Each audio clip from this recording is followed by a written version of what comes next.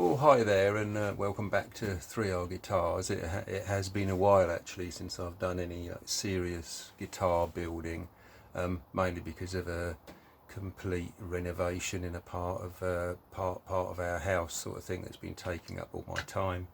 But coming to the end of that now and looking forward to revived enthusiasm to create some more guitars.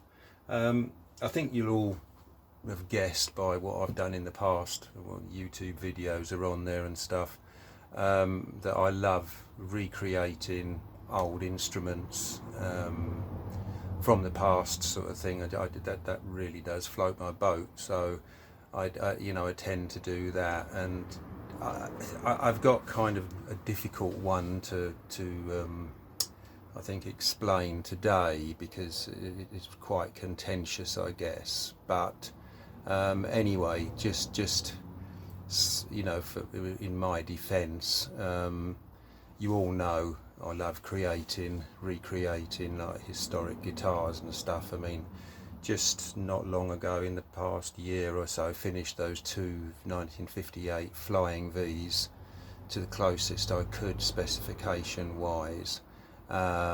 And that's well documented in 20 parts on YouTube. But just some others that I've done, two behind me here. One's a mandolin and one is a Gibson O from the Gibson O would be, up to 1920 sort of thing, I guess. I think they did them. And the lyre mandolin, well, that's a mystery one, really. It was basically thought that Orville Gibson himself had made some, because they saw a picture of him at his workbench and some templates behind that suggested that he'd made a lyre-shaped mandolin. And the other sort of proof of the pudding was that the Orville Gibson maker's label was the shape of that mandolin, with his head replaced in the sort of fretboard in there. And someone in the past made one in about the mid-70s, just scaling up the maker's label sort of thing, and then lo and behold, one original one turned up at the factory. And then another one. And anyway, I had this little article in a book, and found one online in a museum that was very well documented, size wise. So I built that, again 24 parts on YouTube. Anyway, so that's just a little bit in my defense of recreating like historic instruments, because I realise that there is a lot of contention with it, sort of thing. Well, so what sort of luthier would I be if I wouldn't have had a go at building a Les Paul? And what's the the obvious one to sort of make? Well, it's going to be a burst from 1958, 1960, 1959 burst. I mean, I just worship Jimmy Page anyway, and he's got like a 59 Les Paul. So what would, yeah, is sticky ground, but I'd never built one, so decided to actually build one, probably now a couple of years ago. I kept quiet about it for obvious reasons, because once something like that appears or whatever, I mean, there's plenty of people around who recreate 59 Les Pauls and stuff, but I mean, you can buy so many parts now as well. It's not but it's always a bit contentious, I guess. But while original ones around 150,000 mark, well, why wouldn't you want one for a lot less than that? So anyway, I bought the Bartlett plans, which are quite famous and renowned for being quite accurate for a 59 Les Paul, and I bought the Bartlett templates, sort of thing. So I thought, oh well, right, I'll have a go at making one.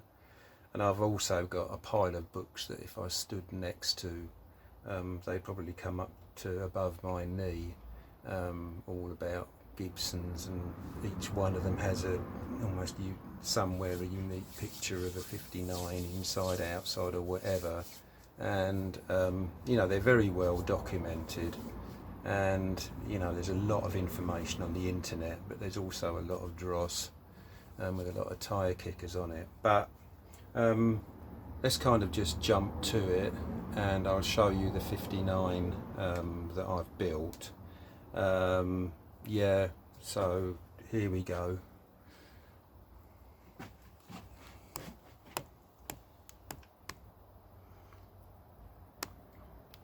So here it is, the 59 that I've built. I mean, it's Brazilian rosewood, fretboard, Honduran mahogany, body and neck. You know, everything is as right as I could make it, sort of thing. Basically, you know, it's a relic with a nitrocellulose finish. There's all historic Gibson parts on it. Celluloid nitrate markers. There's the back there. Yeah, I mean, it's as good as I could make it. I mean, I will stress that I've never actually held a 1959 or 58 or 60 Les Paul in my hand ever, and I'm scratching my brain to know whether I've actually seen one in the flesh or not.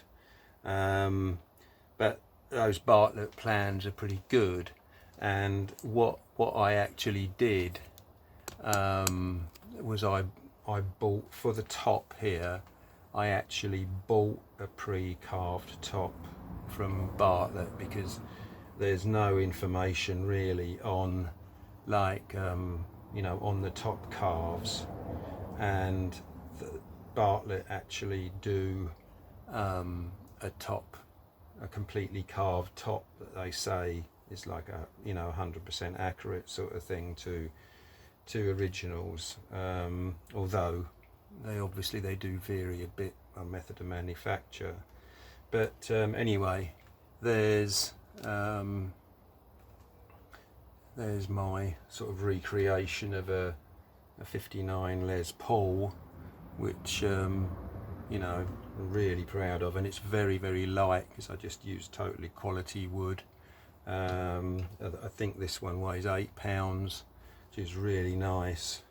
You know, a lot of yeah, it's just nice. So there we go. And all you guys know that I build instruments in twos, so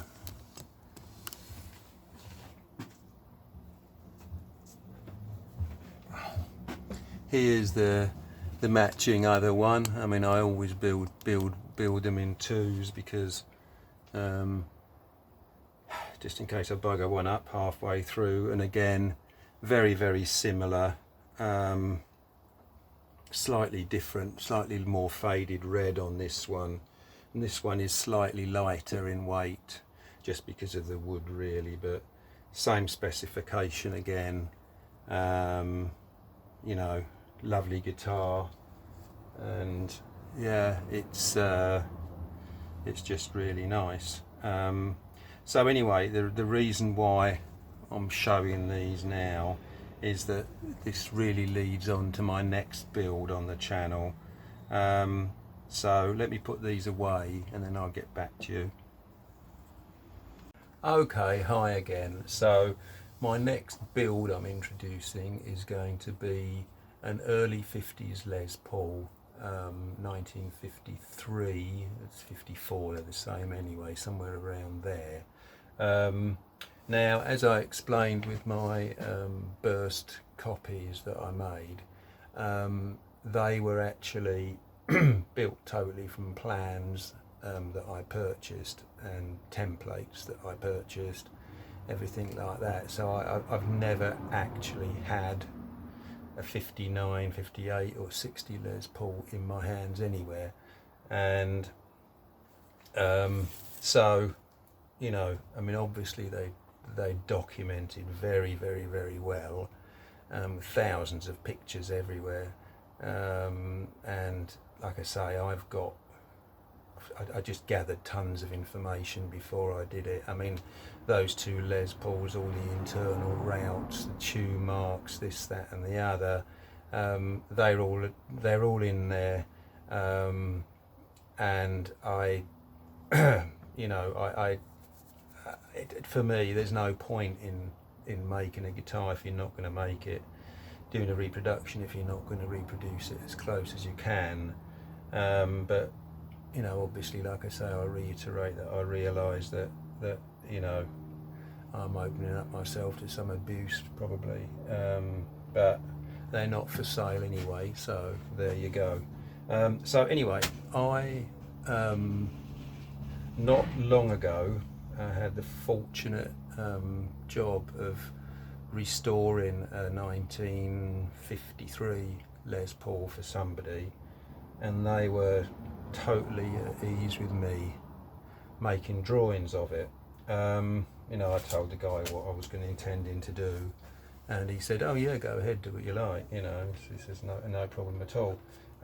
So anyway, I've meticulously been through and basically drawn out.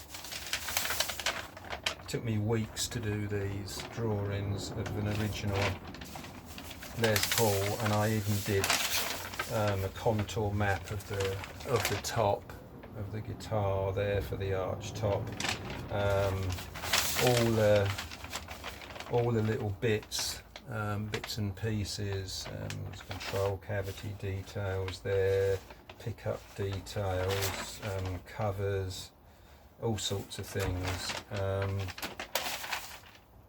and you know, so I've got basically 6 pages of drawings of this guitar, and that's what I basically want to do, is reproduce a 1953 Les Paul. I mean, I actually prefer P90s, and I actually, you know, I actually really like Goldtops sort of thing. Probably, be honest, personally, more than bursts.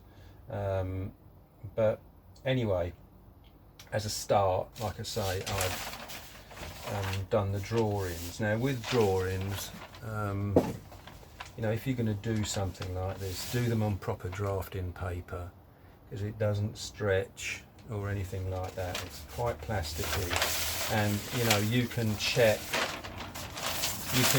stuff by, you know, laying bits on top of each other and things like that, just to make sure everything is right, you know.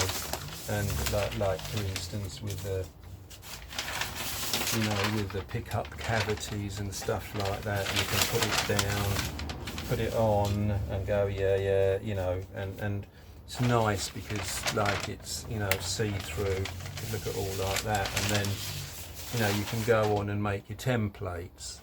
Now I've already started making templates. So this is the basic body template. Now I copied the format of the templates from the ones that I got for the 59. So there's like 3 templates for the body.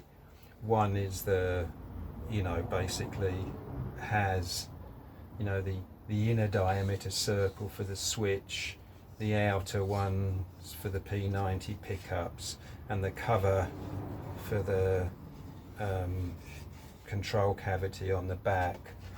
I've got another template with the neck joint and the wire channel, and then one for the bottom part of the pickup rail, the bigger cover for the switch, and then the inner routing for the control cavity, and they were all that sort of the same kind of format as the ones I've got for the 59 Les Paul. So, you know, once you've cut the templates, you can lay them on top of one another and just make sure that like everything is correct. You haven't got one template that's slightly screwy or anything, and you can just keep stacking them on top of one another, and you know, checking everything for alignment and all that. I mean, if you don't make your templates any good, you're not going to end up with any good a guitar. And what I also did as well, for the carved top, I did make like a nest of wooden templates to kind of do the contour, to kind of do a contour map of the top. Now when I drew up this 53 Les Paul, there's quite a lot of difference between it and a 59. For a start, the top is a lot thinner. The neck angle is a lot less. They're not the same guitar basically. I mean, this is one of the 59 templates from Bartlett, and if we put this on here on this template, you know, there's quite a lot of difference in the outline of the body. For a start, it's about 1/4 inch longer for the 59, something like that. The cutout in there is the cutaway is different. Quite a few things are different. So, but you know, an interesting comparison sort of thing. But the top is very different. The top, the maple cap on a 59 Les Paul, I think from memory is around 16 millimeters thick, something like that at the thickest point. On this 53, it's 1/2 inch, it's 12 mil thick at the fattest point, sort of thing. And that's probably a result of, you know, the earlier Les Pauls didn't have such a neck angle on them. They were flatter. Then, I mean, the 52 was ridiculously flat, that they had to put the strings around the bridge the wrong way up. 53s, 54s were more sensible, with I think around a 3.5 degree neck angle, but the 59s and stuff like that are up to over 4 degrees sort of thing, and that's why with the neck tip back and the line of the strings, they had to make a thicker top. So what I've done here with the top, I took cross sections of it off the original, and I've made these templates ready, sort of thing. I've got 7 cross sections on there, and a longitudinal cross section on there as well, that I've got ready now to do the top. So really, you know, I've got the templates cut out now. You know, I'll be checking them finally with the drawing. As for making it, yeah, I'll be starting very soon. I've got a piece of really nice lightweight Honduran mahogany that I've had for a long time. I mean, like I say, those two 59s I've built are around, I think one is £8 and one is £9 on the nail, I think that is. So they're very light as Les Pauls go, and that's a result of the wood. And this wood, really nice and light sort of thing. I mean, I think this whole piece, which is vastly bigger than a Les Paul, this whole piece weighs £8. So, you know, with the amount we'll be removing from it, I'm guessing the guitar is going to end up around the £8 mark as well. Right, let me get the top top templates and I'll show you those.